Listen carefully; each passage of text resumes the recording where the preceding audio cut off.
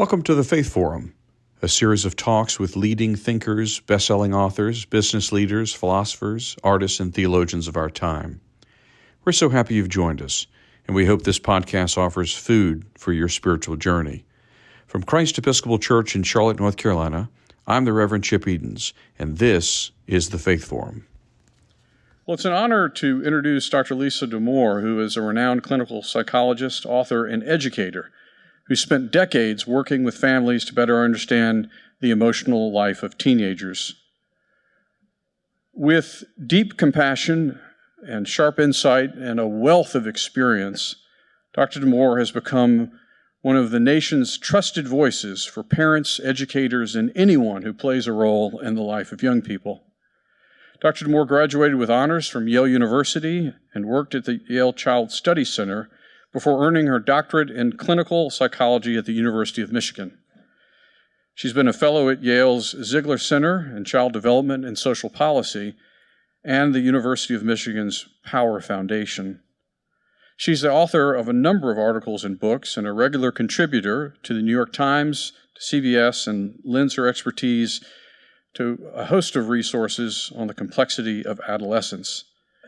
She's the author of the New York Times bestseller Untangled, Guiding Teenage Girls Through 7 Transitions into Adulthood, and her latest book, The Emotional Life of Teenagers, Raising Connected, Capable, and Compassionate Adolescents, has been a lifeline for many navigating the turbulent waters of adolescence. In it, Dr. Damour reassures us. Did you hear that word? Reassures us that navigating the turbulent waters of adolescence is not only normal, but necessary for growth. She invites us to see these emotions, both their highs and their lows, not as problems to solve, but as a central part of development. Through her book, she provides practical, research-based strategies to help teens build resilience and strength, while also equipping parents to support their children with empathy and skill. Whether you are a parent or a teacher, or simply someone who cares deeply about the next generation, Dr. Damour's work reminds us of the vital importance of connection, compassion, and understanding. Interviewing Dr. Damour is our own Elizabeth Walker. Elizabeth is a graduate of the University of Virginia, undergraduate, as well as the Graduate School of Education. She taught for many years as a middle school teacher in the Pacific Northwest and was on the staff of a church there where she led innovative ministries, connecting parents and families to each other and to the larger community. Here at Christ Church, we're so happy to have her as our associate for children, youth, and family ministries. She also serves as a chaplain to the Christ Church Kindergarten. During her time here, very short time, together with her staff, she's increased middle school attendance by 266% and has doubled our attendance in our youth program. It's a great joy to welcome Lisa and Elizabeth and to be a part of this important conversation. Thank you.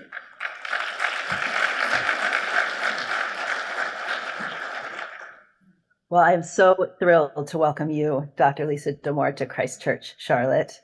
And I'm sorry that you could not see the faces of those who are gathered in the All Saints Hall as we speak, because I know that you know them. I think you may know some of them, but I think also these are people who you have read about and researched and worked with and cared for, and they are people for whom you write and speak all the time. And so today, I'm really excited to have this conversation with you. I wonder if you could begin by talking about what's brought you to this work and why do you do it? Oh, well, first of all, it's a huge honor to get to be with you all, and I so appreciate your invitation to have me join you. So I've always really liked teenagers, and not everybody does, and certainly not every clinician does. And I think for me, there's probably a lot that goes into my interest in caring for teenagers. I personally found adolescence to be a really important time in my own life, a time when things opened up for me in really exciting ways. I'm a compulsively honest person. I have this, real compulsion to say things as I see them, to play my cards face up. And one of the things I love about teenagers is they are compulsively honest in their way. Like, they really do not go for dissembling. They do not. They are very, very aware of when people are telling them half truths, or in any way trying to be, for lack of it's a little bit of a heavy word, but manipulative. Teenagers see right through that. So I think there's something I like about being around teenagers in terms of their, kind of bluntness in terms of how they encounter the world. I enjoy that. And I will say, as a clinician, caring for teenagers is very, very gratifying, because teenagers get better fast. When teenagers are struggling, it is often the case that if they are cared for well, if their family can stick with it, that they make really dramatic improvements in surprisingly short periods of time, in a way that you don't see at other points in life. And so, as one of my colleagues who I quoted in Untangled said, we get too much credit for our work with teenagers. They really are often bent towards health, and it often doesn't take too much more than a nudge to move them in that direction if that's what they need. So I love working with them, and I feel incredibly fortunate that this is the career I've landed in. Well, we are fortunate too. I hope that you're getting me, and thank you for your patience. Yep, you're coming through loud and clear. Good. I wonder, in the time that you've been doing this work, how has the landscape changed for teenagers and families with teens? It's changed a lot, actually. And partly because I've been doing this for 30 years. So a lot has happened in the last 30 years. Let me just start though with what has not changed, because I think it's so easy to feel like the ground is shifting underneath us. We're seeing things we've never seen before. Teenagers are teenagers are teenagers. Teenagers, by their nature, push against adults, seek out friction, want to do things we don't want them to do, are impulsive, say things they regret the second that it comes out of their mouth, can be drawn to risk-taking, can be drawn to things that feel a little bit edgy, a little bit dangerous, that by their nature they are drawn to those things. They, by their nature, withdraw from adults, especially the adults in their home, as part of typical and healthy development. So much of what I think we worry about now, I can say, no, this is adolescence. This has always been adolescence. And one thing I've been deliberate about in my books is that I begin every book has a quote from Anna Freud at the start of each of my 3 commercial books, who was writing about teenagers in the 1950s. And her quotes are often mapped perfectly onto the kids we're seeing today, that they're all over the map emotionally, that they reject us, and then they want to talk to us. And so I think I'll get into what's shifted and what's a little different now. But I think one of the things I'm extraordinarily grateful for at this moment in time is that, as a lot of families are coming into having a teenager in the wake of the pandemic, or, in a world that is very complex, I think there's a lot of like, what is this, that I'm running into with my kid? And I'm so grateful to have this like in my bones understanding, like, oh, most of this is adolescence as it has always been, right? That this is not something new and strange your kid is doing. This is what kids have always done. Okay, but what is new? One is, let's just start with it, social media, right? That was not on the menu when I started caring for teenagers. And all of digital technology, and it's, the ways in which it's completely infused our lives. That is new and different. I trust we'll come back to that. We'll spend more time on that, because it's complicated and it's not a simple story by any measure. That is different. Achievement pressures have changed so much in the time that I've been caring for teenagers. I'm the mother of a 21-year-old. She's a college junior. I would never get into Yale today. I made that very clear to her when she was applying to colleges. I was like, do what you want, but like, there is no way I would get in now. You are way better than I ever was. You can send in an application, and then we're going to go get you a lottery ticket. We'll see what happens. So I think that has changed very dramatically. I think the sense of the disrupted world around us has changed a lot. And I think some of that is true. That I think a lot of us are looking back on the 80s and early 90s as actually surprisingly quiet historical times in retrospect. I also think that is compounded by the 24-hour news cycle. that can keep us on our toes and ill at ease about whatever the latest headline was in a way that was not true 20 years ago, 25 years ago. When I hear from kids about the things that make them anxious, they talk about gun violence, they talk about climate change. That is not something that is as it has always been. So we're dealing with dramatic shifts. We're dealing with ways in which things feel scarier. We're also dealing, and this is important to say side by side, we're raising the best behaved generation of teenagers on record. So one of the things that has also shifted is that teenagers are actually taking many fewer risks than they used to. They are less likely to be having intercourse. They are way less likely to be engaged with any drugs. They all wear their seatbelts. They all wear helmets when they ride their bikes. They do all of these things that we have tracked over decades that have real safety implications. Now, and we have brand new data showing, drug use has plummeted in kids. And, of course, there's this asterisk of like, well, they're not really socializing maybe like they used to. Maybe this is post-pandemic, isolation. So nothing is simple. But in a time when I am caring for, I will say, families who are more anxious than I've ever cared for before, it feels important to also voice that on some very, very key measures of like straight up safety, and safety is huge with teenagers. This is a very safe generation. And having cared for kids over decades and seen how dangerous adolescents can be, I take great comfort in that. Well, I wonder then if we could talk about your most recent book. I can see it behind you, and I've got it here, The Emotional Life of Teenagers. What of those features inspired you to write this book, and what are the core messages you wanted parents to hear as they read that book? So I wrote that book in the middle of the pandemic. And I wrote that book because I could see where things were headed, and I wanted to write the book that I thought families might need as we came through and out of it. And what I mean by that is, where I could see that things were headed is that in the midst of the pandemic, I was watching, first of all, teenagers suffer tremendously, as many people suffered tremendously, but teenagers in particular. The pandemic, for teenagers, their job is to like hang out with their friends as much as possible and, become as independent as possible. And the pandemic did not mix well with that. So teenagers sort of had their own special challenges in the pandemic. But I was also watching a lot of teenagers and adults be very stressed and very anxious through the pandemic, which were entirely the right reactions. And I was watching people pathologize those reactions.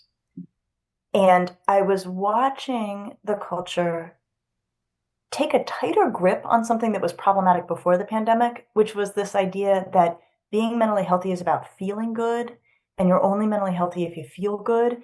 And then we spend 18 months feeling lousy, and everybody's having significant concerns about overall mental health.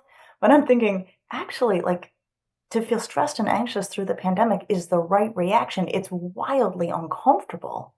But it is not on its own evidence of mental health, of a mental health concern. And so as I saw this sort of gaining traction, this idea that like, we'll know this is all behind us, or we'll know that we're mentally healthy or our kids are mentally healthy when we all feel good again, I was like, I need to get on paper what we have known forever as psychologists, which is mental health is not about feeling good. It's nice to feel good. I have nothing against feeling good. But it's about having feelings that fit what's happening and then coping well. Like it's all about coping. And so that book is, not a long book. It's 5 chapters. And the first 3 are like, this is adolescence. This is what mental health is. And the last 2 are, here's coping.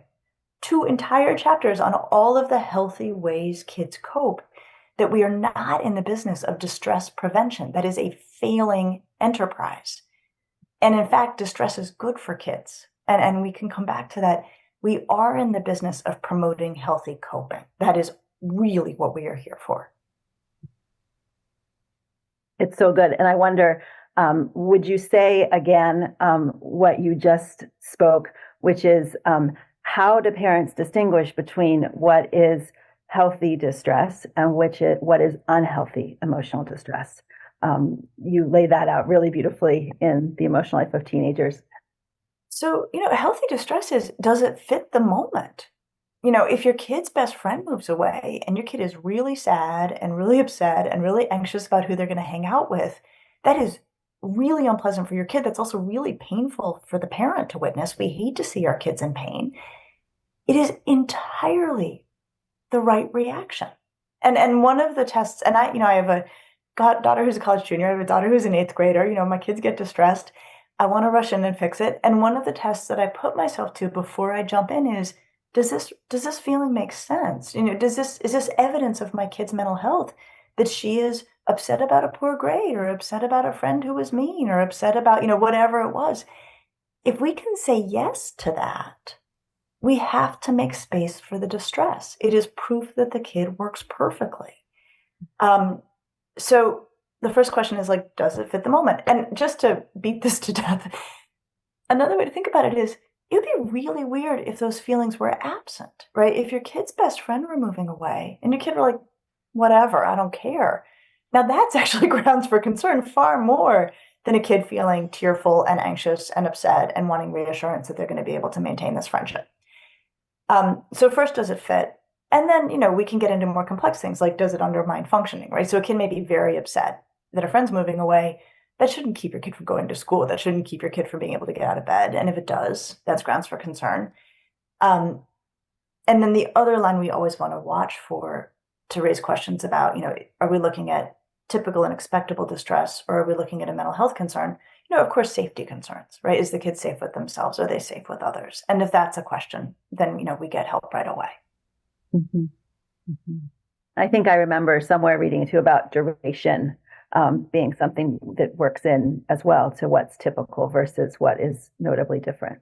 It's true. So, one of the things that's true about teenagers is that their feelings are all over the map. That a typically developing adolescent will have like 5 competing emotions before 9 a.m. Like that's what we expect to see. And so if your kid is really down and really low, for even 24 hours for a teen with no respite is actually kind of unusual. Usually they'll have some bubbling up of good mood. If it's really sticking around, if it's really lingering, that's not so common. And that's something we might want to look into.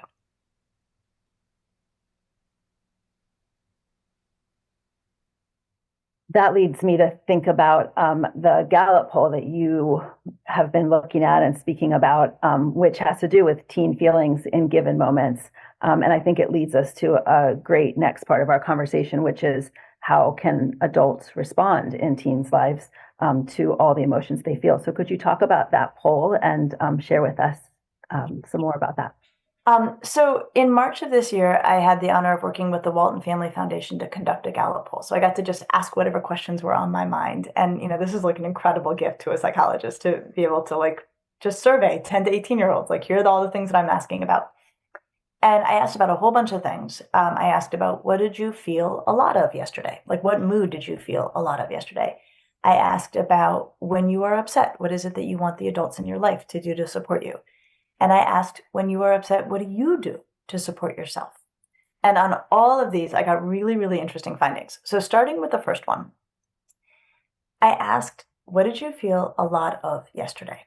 And I was surprised and delighted by my findings, because one of the reasons I asked that question is that we have such a preponderance of negative headlines about teenagers right now that I worry that it is leaving adults who care for teenagers with the impression that they are all suffering all the time, which isn't the case, right? I have teenagers, you have teenagers, like we know teenagers, like many of them are thriving and they all have ups and downs. So in response to the question, what did you feel a lot of yesterday? Here are the big findings. 23% of kids said sad. 23% of kids said angry. 39% of kids said anxious. 45% of kids said stressed. 91% said enjoyment. And 94% said happiness. Mm. And so, you're not going to see that in the newspaper. It's not clickable. It's not scary, which is also something that makes things very clickable. But this is, it's a huge sample of 10 to 18-year-olds. And I think those are really important findings, just as a reassurance. Like, yeah, kids are going through a lot, and there are also kids who have their ups and downs and are in many ways thriving and often really in a good mood. So that was one finding.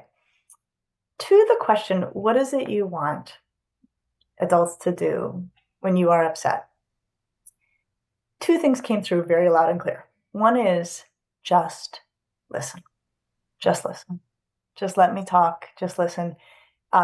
Give advice was like as low down on the list as possible. They don't want advice. They just want us to listen. And I thought that was important. They want reassurance. And then with the kids who are a little bit in the older part of the sample, they want space. And I thought that was so helpful that is what they shared, because I think that's often the experience of families, is that they can tell their kid is upset. They're trying to get to the bottom of it. They're trying to be helpful. They want to connect with their kid in that moment, and they're feeling pushed away, or their kid is being kind of squirrely. And it was very helpful for me to see teenagers say, basically, the thing that helps me feel better is actually having a little time to my own and a little space to try to find my way through this. And I also think that was nice about that finding is it was asked in the generic, like in general, when you're feeling lousy, what helps you feel better? And I think for them to be like, you know what, actually some space is a good thing, is easier to take in as adults when we asked it as a generic question. It wasn't about a particular event or a particular thing. Like they generally want space, especially the older ones. And then the question of what do you do to help yourself feel better? I was so excited about this finding. So the number one thing that teenagers told me, and I've seen this anecdotally for years and years and years, they listen to music. The number one thing teenagers do, just looking at this big sample, is they go listen to music. And I talk about this in the Emotional Lives of Teenagers, and we have data showing this is an extraordinarily effective way to cope. And this just gets back to questions of coping. And what we know is that teenagers will sometimes listen to music that matches their mood. So a lot of your teenagers have playlists. All of them have playlists. A lot of them have playlists with feelings names on them. They can have names like, I collect these. I love these. Like my sad and peaceful playlist, or my grrr playlist for an angry playlist. They will often go listen to the playlist that matches their mood. And we have lab data, and I unpack this in the Emotional Lives of Teenagers, showing that it actually has sort of a catalytic and cathartic effect, where it sometimes, in many ways, can intensify the mood briefly, but actually speeds them out of it, and they feel better faster. And sometimes they'll go listen to music that counters their mood. So like one teenager told me that she had a yeah, yeah, yeah playlist, and it was just sort of all of her upbeat songs. And so when she was down, she would go to that. And I've never seen this documented in terms of doing a survey asking teenagers what they do. I was hoping, and then it did happen, that it came out as the leading response. Because what this to me means is that it reminds us of how resourceful teenagers are, how capable they are.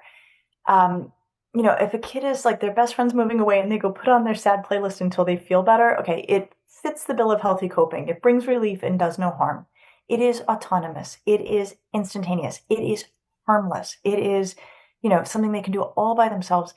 And I think we can sometimes be so anxious about teenagers and want to help them cope and be like, you should try mindfulness, right? Like put away that playlist, like try mindfulness. And I feel like if this is what they go to naturally and it is so good for them and so effective and no downsides, rather than trying to get them to try something we've thought of, like I think we could just stand back and admire, right? How creative and inventive and effective this is. So they do that. They like to connect with their friends. They like to play video games. That was something that came up.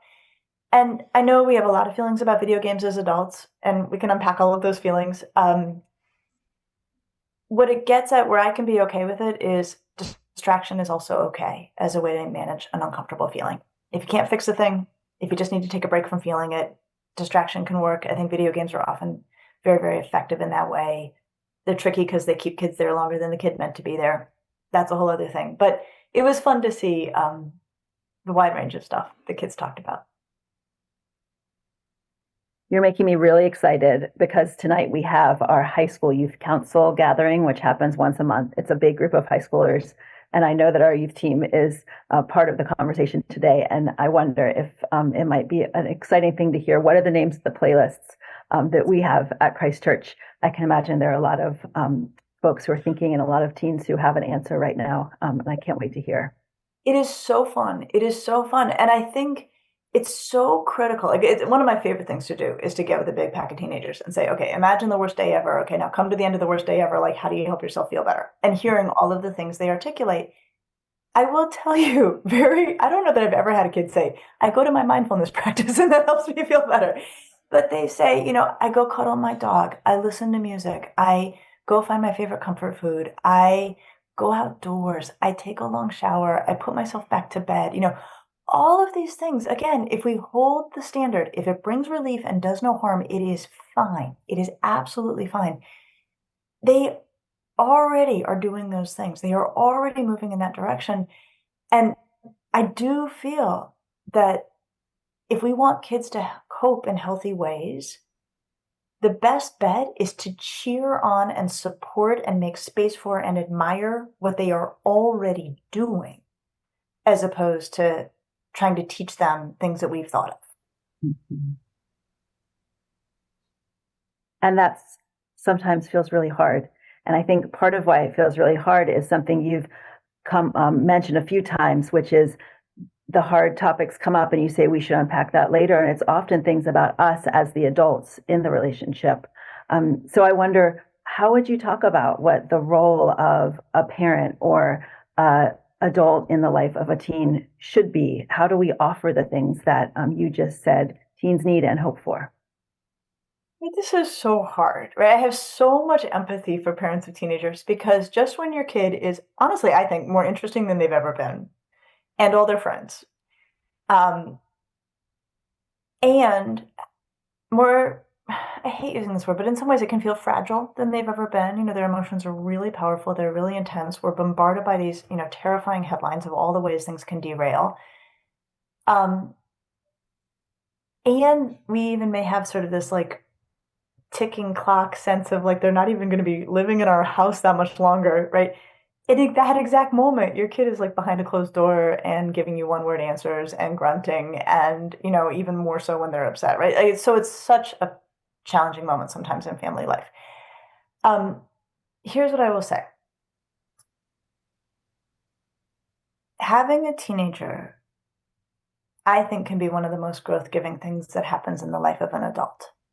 And I don't think we talk about that nearly enough, right? That teenagers make us look at ourselves. Teenagers call us out on our shortcomings, sometimes not in the nicest way, but they're very, very blunt in their assessment of us. Teenagers are supposed to push away, and we have to reckon with what that means for how we feel as parents, to have the kid that we adore so much not want to tell us things like they're now telling their coach or their fabulous youth minister or whatever. We have to kind of come to terms with that. Okay, but what is the role of the adults around teenagers? So whether it's at home and this is the beautiful thing about teenagers, the adults in their extended world, including the world of your church, the role of the adults is easily summed up in 2 words, which is to be a steady presence. That is our job. Our job all day is to be a steady presence. And the reason for that is it's really hard to be a teenager.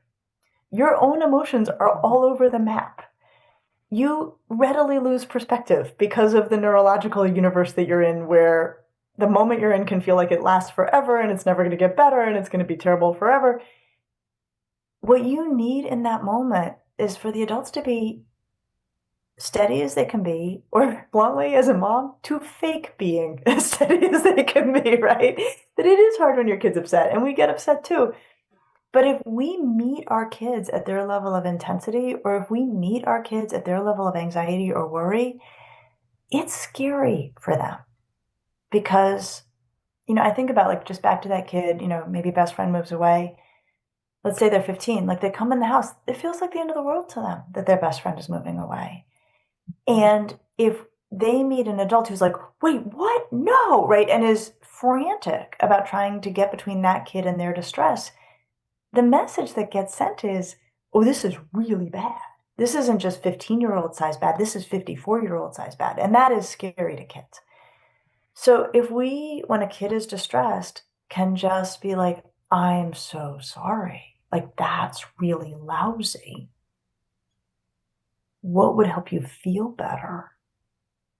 That sends a message of, yeah, this isn't good, but this isn't the end of the world. And I'm not freaking out and you don't have to freak out. That's our job. That's our job, to be a steady presence. And it's hard. It's hard. Our lives are hard. We are tired. Our kids sometimes catch us at the wrong moment, but that's ideally what we can offer them. I think I heard you say that with that message comes our intention to be people who can model forgiveness and love. And that has really stuck with me because I think it helps give words to that. It needs to be a 52-year-old problem, not a 15-year-old problem, and what that looks like. And I know as people in a faith community, we talk a lot about what it is to reconcile, what it is to turn back. And I think that that's what we are offered is always this opportunity to do our best to be a model of forgiveness and love. And if you come in with a big emotion, to have a chance to redo it in conversation later. Yes. I have to say, I feel like we could spend an hour on the power of apologizing to a teenager. Teenagers know we're not perfect. They really know we're not perfect. And when I have seen relationships between adults and teenagers, caregivers or parents and teenagers, go very, very badly, it is when the adult makes a mistake or says something they shouldn't have said or crosses a line and then refuses to own it, flexes their authority, which we can do all day long. It never ends well. It never ends well with teenagers. Teenagers, they won't go for that. And so what I will say is you will never do as much to improve and strengthen your relationship with a teenager as when you own an error and own it all the way. And they know that we've misstepped. They don't necessarily expect us to own it because adults aren't always that generous with teenagers. And so to go back to a teenager and say, I owe you an apology. You came in the house. You were upset about that grade. I overreacted. I'm going to give you an explanation. This is not an excuse, but here's an explanation. The day was long. I had a couple things at work go sideways. I was pretty psyched to have it be 6 p.m. and be done with the day. You caught me at a moment when I reacted in a way that was not helpful to you, that maybe made this feel worse than it already felt, and I'm sorry. I am here to help, but I just want you to know I'm sorry about how I reacted. Just no yeah buts, no any of that. Just here's what it is. This goes so far with teenagers. Well, thank you for that, because I think that what you just said goes so far in any relationship with any person. And it's an important thing to hear and to remember and to do our best to live with. I'm going to turn to something a little bit lighter, but certainly in the same vein, because I don't want to miss a chance to talk about your role on Inside Out 2, with Inside Out 2.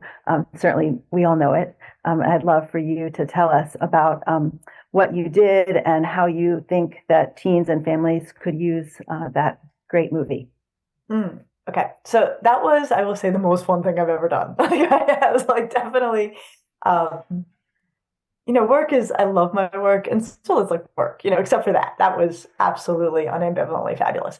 So in May of 2020, I got a call from Pixar saying that they were starting work on this new film. And so I got on a Zoom with Kelsey Mann, the director, and Meg LaFave, the writer, and they were holding my other two commercial books, Under Pressure and Untangled, which are about stress and anxiety in girls and adolescent development. So it was exactly what the book and movie ended up being about. And they were deep into my work. I mean, they really knew it backwards and forwards. And wanted to just start to talk together and think together. And so at that point, I joined a psychologist named Dr. Keltner, who I adore, who is at Berkeley, and he was the consultant on the first film. And he and I together looked at drafts of the film, had ongoing conversations with the writers. At one point, I mean, Pixar is incredible in terms of their devotion to getting it right. At one point, I did an hour-long seminar for the entire crew on adolescent development, just typical and expectable adolescent development. And so, we were just involved all the along, making corrections, tiny corrections that they made, things that very few people would catch. They were incredibly good about fixing. And then, it came out, and actually a fun thing, my husband and I got to go to the Hollywood premiere, which was a riot and really fun. And even there, I mean, it was incredible because there's all these folks I've been working with. They're like, we really hope we got it right. I mean, they were just so lovely about understanding the strength and the power and the impact of what they had and its reach, which, nothing I ever do again will have that kind of reach. And then they made a film that I think is wildly useful. It's a wildly useful film. And so, like, to hit some of the high points, and then I'll tell people where there's a free resource on my website to, like, really, if you want to go a deep dive. So one is it treats adolescent friction and conflict as normal, right? I mean, that's what I love, right? I mean, I absolutely love that right out of the gate. It's actually very funny. It's so quick. They're surveying the islands, Riley's islands, and they're like, where's Family Island? And Family Island, which used to be front and center, has now receded to the back, and it's like kind of gray and sort of sad looking, and it's Riley's parents standing together and then Riley standing over here, and it's blocked out by Friendship Island, which looks like a big giant amusement park. And I was like, there it is. Like, there it is in this quick joke that is largely visual, like so much of what parents struggle with, which is like, why do they all, like, what happened? Like, why do you only want to hang out with your friends? So they do that and many other versions of treating just the normal and expectable frictions of adolescence as normal and expectable. And then they tell an incredible story about uncomfortable emotions. They are all treated as natural. There's only one now of her 9 emotions in this film. Only one is a comfortable one. It's joy. The other 8 are unpleasant. They are all treated as valuable. They are all treated as essential to Riley.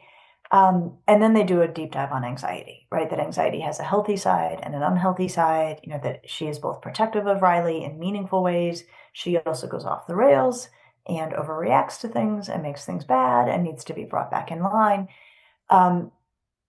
So it's, it tees up every conversation you could ever hope to have. And especially for kids who are not that verbal, or for kids who may not be, may have language disabilities or, challenges in that way, that they have made, characters, color-coded characters to, for emotions, like just that opens up conversations that, are just so easy to have now. So on my website, I make a huge amount of resources free. And one thing I put up right at the end of 2024 is a 26-minute video that basically walks you through all the conversations you can have with kids about the film. And it's got clips from the film in it. And it's right up there on the front of my website. You'll see it pretty easily. Great. Well, thank you. And I'd love for you to share more. I wish we could show on the screen, but think probably it's better use of our time to let you talk about your website. There's so much there. And I'd love for you to share more about the resources that you offer. Sure. So I will say, if I had to, what was the headline of 2024? It was, how can I make as much content available to adults, caregivers, parents as absolutely possible for free, that is, at your fingertips, what you need when you need it. So my website's going to be the place to start, which is just drlisadamour.com. And there, all the media stuff which I do is always put up and fresh. You will also find a link to my newsletter. My newsletter is free. It comes out every Monday. The newsletter actually pivots off of the previous week's podcast. But it's just got bulleted points about raising adolescents. My podcast, which is free, comes out every Tuesday. It's called Ask Lisa. I do it with my dear colleague, Rena Ninan, and we answer parenting questions every single week from listeners, incredible questions. We're coming up on our 200th episode, so if you have a question, there's a decent chance we've answered it somewhere along the way, but we're always taking new questions. It's under half an hour. It is, we try to get right down to it. So that is free. My newsletter is free.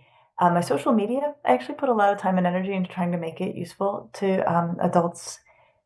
And then the last item, which is really kind of fun to play with, is I spent last year working with a company, an AI company that took all of my work, my 3 New York Times bestsellers, nearly 100 pieces for the New York Times, all of the transcripts of the podcast, interviews I've done, every newsletter I've ever written, dumped it into a sort of a gated environment that I have an AI librarian that answers questions based on my work.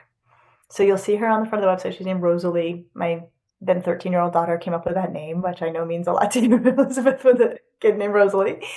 And you can ask Rosalie questions, and she won't pretend to be a therapist, but she will say, based on Lisa's work, here's the guidance. And then she will send you, here's the podcast this came from, here's the article this came from, here's the section of this book that this came from. So she'll send you to source materials if you want to take a deeper dive. And what's cool about Rosalie is she's there 24/7 and can answer questions very, very effectively. So great. And I do love the name. And I love what it offers. One other resource that you have on your website that is also free, and you didn't mention, I have right here, and that is bookmarks for parents to download and create just to have with you. And so I wonder if we might use a few minutes because I would love to hear you on the fly. I know we haven't talked about this, but I wonder about you creating a bookmark for us right now, because I think what it might model is the way that you offer short and meaningful words for parents to use to think about how to respond to particular situations. And I think that your bookmarks showcase that, as well as your podcasts and your other online options. So my question for you is one that comes up as someone who's worked with children of many ages, and especially teens at church. And I wonder, how would you, from your research, speak to parents or teens about how do you respond when a teen says, no, I don't want to go to church. No, I don't want to do that. I think this is a situation that gets a lot bigger than just our particular context, but I think it could be really useful just to hear a few of the things you might put on a bookmark if you made one. Okay. And those bookmarks, I'll tell you. So if you go to my website, if you go to how can I help button, you'll see they'll pop up as downloadables. And they're on things like how to manage a meltdown, how to do homework, they're very, hopefully, pragmatic. Okay. So your kid, you say, okay, time to get ready for church. And your kid says, I don't want to go to church. Or hopefully, maybe it's not as you're trying to get out the door, like you're having this conversation. So on the fly, the first thing I would say is, this is normal and acceptable and expectable. Expectable is up to you. Normal and expectable. This is your teenager doing their job. And the job of teenagers is to push back against adults, their ideas, how they do things, to ask questions, to question authority. And it's not what we like. It's not the most fun part of raising teenagers. It is a sign of health. It is a sign of normalcy. So I just let's just start with a frame. This is not your kid being naughty. This is typical adolescent development.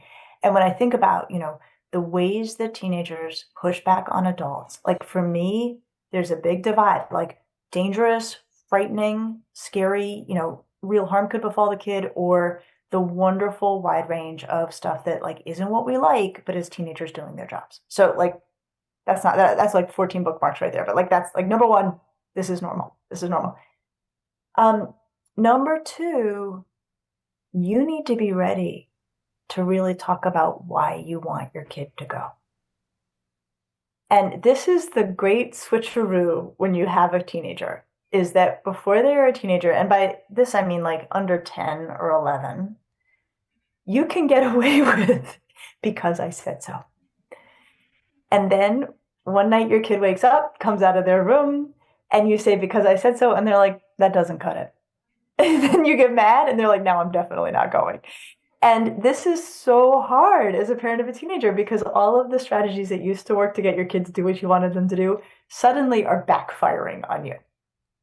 So number two is, you need to be able to articulate why it matters to you that your kid comes. You need to be able to articulate it. And you probably want to spend some time thinking about this. You belong to this church for a reason. You are bringing your child to this church for a reason. What are your reasons? And they'll be different for different families. I remember, so I'm actually Episcopal by baptism. I've married a Catholic family. The Catholic church my husband grew up in is at the end of our block, and that's where we go. And I remember, thinking with him, I'm like, why do we make our kids come every week? Like I asked him, I'm like, why do we do this? Because I actually wasn't raised with that tradition. And his answer, and I just thought this is one answer, is because they need to see that our values aren't just our values, they're values of an entire community of people. And they are part of that community. That was his reaction. And I thought it was a really, really wonderful answer. You need to know your reason. I will say, just to put an asterisk on this, teenagers are vulnerable to norms. They are more vulnerable to norms than people of either younger ages or older ages. That they are porous for what they think everyone around them is doing. This can play a lot of ways. On social media, if they end up going down some yucky rabbit hole, it can shift their norms towards thinking like everybody's dieting or everybody's engaged in hate content or everybody, they can be influenced in that way. If my kid today said to me, why do we have to go? I think I would say, because I want you to be mindful of the norms of our community. And it's not just our beliefs, but it's actually everyone around us. And those norms, I want those to be part of your life. Right? Doesn't mean it's going to be like an instant fix, but that would be the next thing. So I think you need to really have your reasons. I also think you really need to be open to exploring your kids' reasons for not wanting to go. And so know your reasons and then say to your kid, tell me why. Tell me why. What's it about for you? And try to be open. I think it's hard, but really ask, really, really ask. Then I think you've got a couple other things you can try. One is, if you're open to negotiating, be open to negotiating, right? If your kid makes a good case for why, I have so much homework, or I have, whatever it is, and you feel like actually they've got a point here, right? If you are open to their reasoning, I think that there's a place where you say, can we meet each other halfway? Part of raising teenagers is actually negotiating, giving up a little bit to get something. And it's pretty rare in parenting teenagers that you always get exactly what you want. That's one option. Another option, and I find this to be really, really cool as just an overall strategy for when you and your kid come to an impasse. And it can be about going to church. It can be about the party they want to go to that feels really scary to you. It can be about, any variety of things. When you come to an impasse with your teenager, something that's really, really effective is to say to them, I'm going to try to say in my words what I think the issue is for you. And then you do it, and you do it really, really earnestly. So you say with your mouth and your words, here's what I'm hearing, what I'm thinking about why you don't want to go to church. And you don't do it judgy. You just say it. You just say, I think it's that you feel this, or I think it's that you feel this, or I think it's that you feel that. And then you say, what am I missing? What did I get wrong? You actually have to get it right by them. Having done that very, very earnestly, you are usually in a position to say to your kid, okay, now you articulate why I want you to come to church. You say in your words where I'm coming from on this. And if you've done it, really done it, kids will usually be like, fair enough. You did it for me, I'll do it for you. And then when they've done their piece, you can say, yes, and here's what's missing. And then you get them to say the missing thing. There's something about articulating the words ourselves. So get to satisfaction that you've both thoroughly articulated each other's positions. And I cannot tell you what will happen next, but what I can tell you is you will have advanced the conversation. You will have dislodged this. You will be either closer to agreement or closer to a fair negotiation. It's really powerful. It is a really powerful way to work through an impasse with a teenager. Well, thank you. That was a heavy lift. Okay. I feel like we got both some things for a bookmark And we got perhaps a mini podcast. So thank you for letting us ask you. And I wonder if we might be at the point where we should be ending. And I know that you sometimes end your podcast with a parenting on the go reflection. So I wonder if you might leave us with a living or loving on the go reflection. What kind of a message could you offer to teens and to all of us who walk with them, a message of hope as we look to 2025? Well, first of all, I mean, thank you again for having me. This is just so lovely. I will say, I'm not so sure that teenagers are all that different than they've ever been. I think in some ways it is harder to be a teenager now than it was in the past.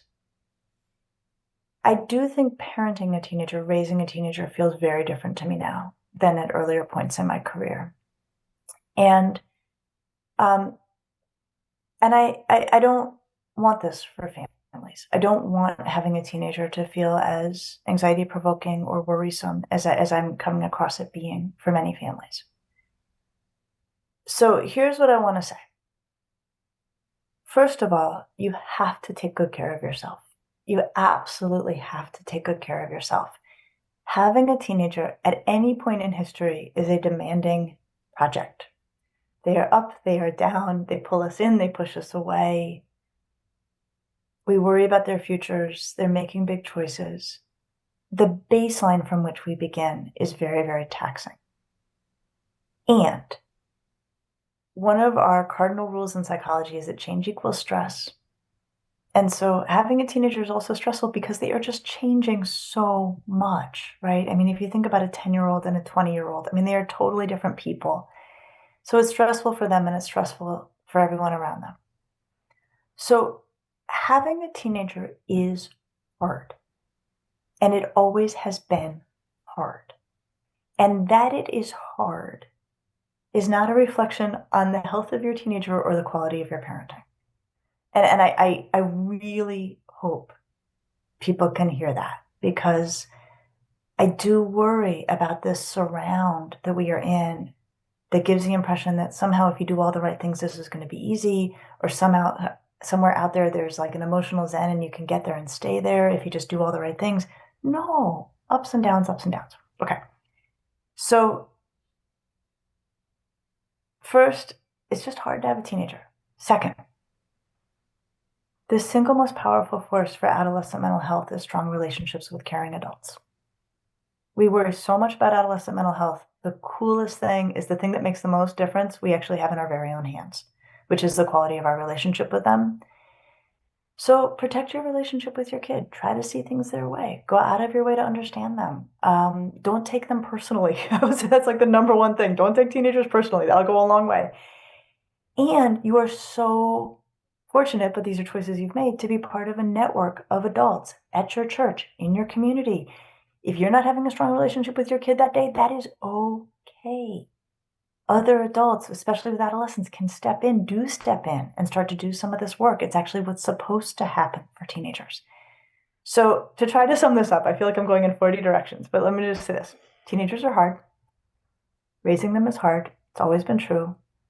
You don't have to do this alone. Focus on the quality of your relationship. And to be able to do all of those things, like be decent to yourself. Don't hold yourself to ridiculous standards. Get enough sleep. Take good care of yourself. Do what is sustaining. Do it both so that you can withstand the ups and downs of having a teenager and so that you can show your teenager how it's done. That coping is something you are doing in front of your kid. You are making choices about how you cope. You can cope in healthy ways. You can cope in unhealthy ways. Cope in a way that your kid can learn from you about how this is done well. Thank you. Thank you for your time and your wisdom and your inspiration. And I say that on behalf of all who have gathered and all who are listening online. We are so grateful for your time and for our time with you. In just a minute or just a few seconds, our screen will be turned off. And I'd like to welcome everyone who's in All Saints Hall to look at a slide that will be projected with offerings for children, youth, and families at Christ Church in collaboration with the Center for Wellbeing Care. We hope that you will take note of what will be happening this spring and join in find more information. And I invite you now to close with a big round of applause for Dr. Lisa Damour and for this conversation. Thank you so much. Thank you for listening. We invite you to subscribe, leave us a 5-star review, and connect with Christ Church Charlotte on social media. If you'd like to attend a Faith Forum live, visit christchurchcharlotte.org/Faith Forum to view dates and details of upcoming talks.